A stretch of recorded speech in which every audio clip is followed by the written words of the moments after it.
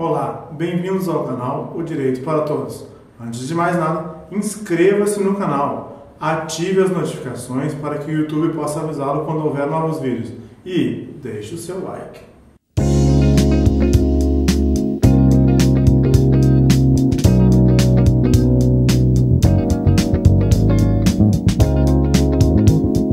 O assunto de hoje é o bem de família. O bem de família é uma forma de afetação do patrimônio para proteger a família.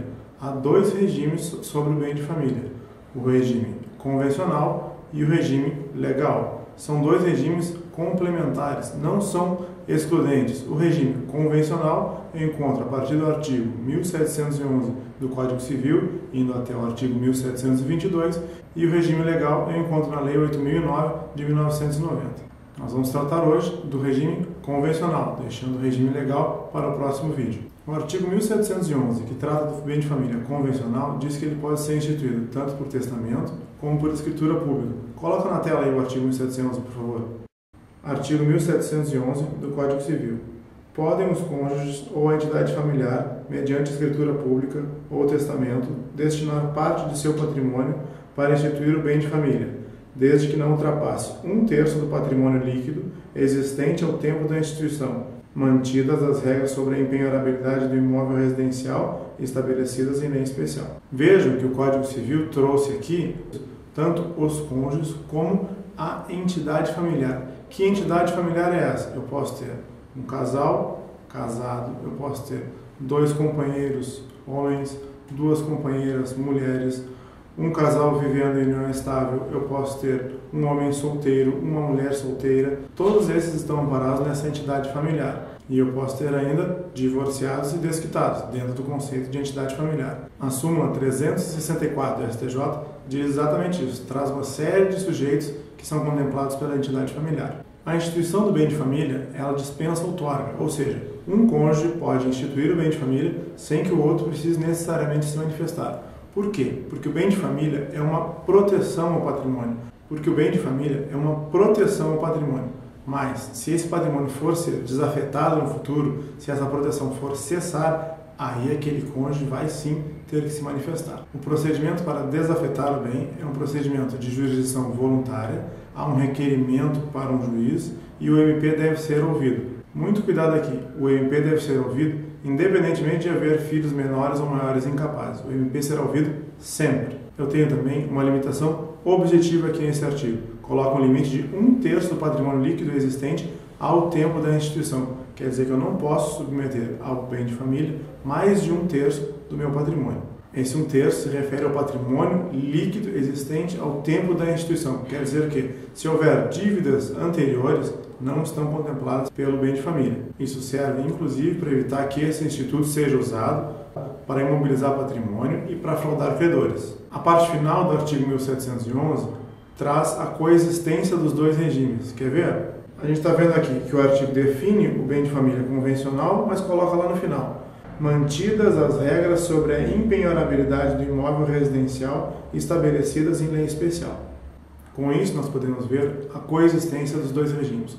Nós vimos que não precisa a outorga do cônjuge na hora de instituir o bem de família, certo? Mas quando esse bem de família é instituído por um terceiro, vai precisar sim do aceite daqueles destinatários.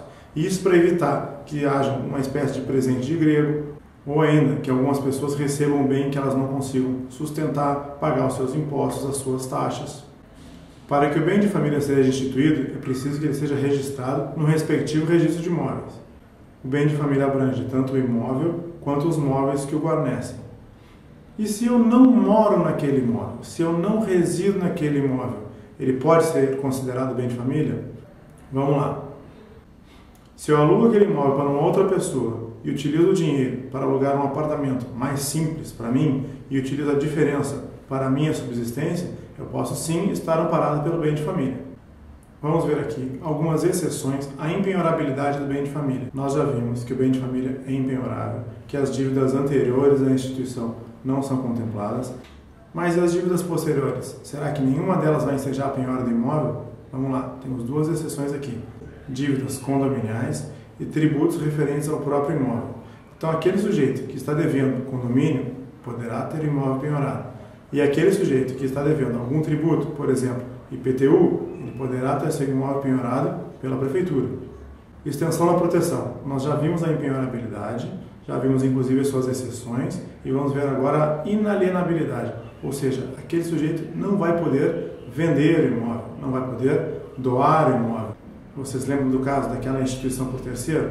Aquele que recebeu o imóvel não vai poder fazer nada disso.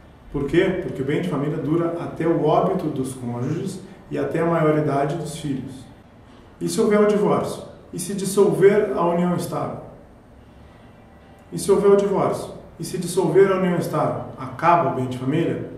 Não. A simples dissolução da união estável, o simples fim do casamento, não vai terminar com o bem de família. Normalmente, um dos cônjuges permanece com o imóvel e aquela proteção vai permanecer com aquele cônjuge que lá permanecer residindo. Mas e se essa dissolução do vínculo se der pela morte? Se ela vier pelo óbito? Bom, o cônjuge que sobrar poderá requerer o fim do bem de família, a extinção do bem de família. Isso está no artigo 1721 do Código Civil. Com isso, nós terminamos o bem de família convencional. Veremos no próximo vídeo o bem de família legal. Não esqueça de se inscrever no canal, ativar as notificações e deixar o seu like. Numa segunda-feira, vídeo novo aqui no canal. Na outra segunda-feira, texto novo no nosso blog, que fica no site augustoleitomadvocacia.com.br. Uma ótima semana a todos. Fiquem com Deus.